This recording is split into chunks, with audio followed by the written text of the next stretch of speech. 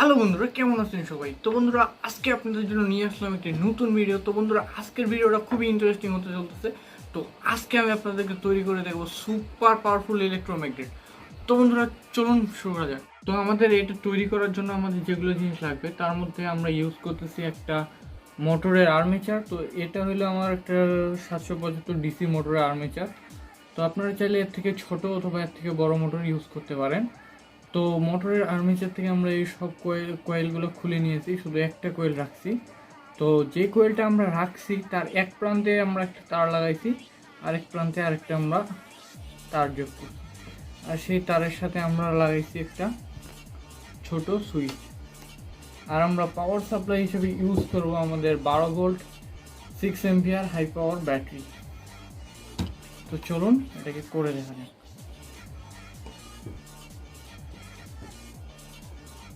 বন্ধুরা, এইভাবে set up করে নিলে আমাদের ইলেকট্রোম্যাগনেট তৈরি। তো এখন আমরা এটাকে পরীক্ষা করব। তো এটার জন্য আমরা এখানে নিয়েছি অনেকগুলো তার কাটা। তো দেখা যাক।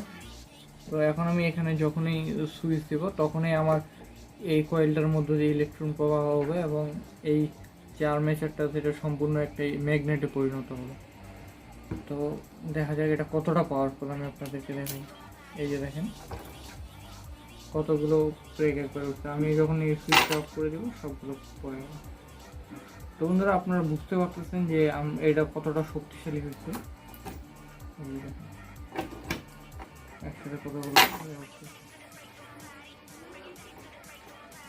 আপনারা চাইলে এইভাবে খুব সহজেই ইলেকট্রোম্যাগনেট তৈরি করতে পারেন। বন্ধুরা, আপনারা দেখলেন কত সহজে আমরা একটা নষ্ট মোটর থেকে ইলেকট্রোম্যাগনেট তৈরি করছি আর সেটা কতটা পাওয়ারফুল হয়েছে।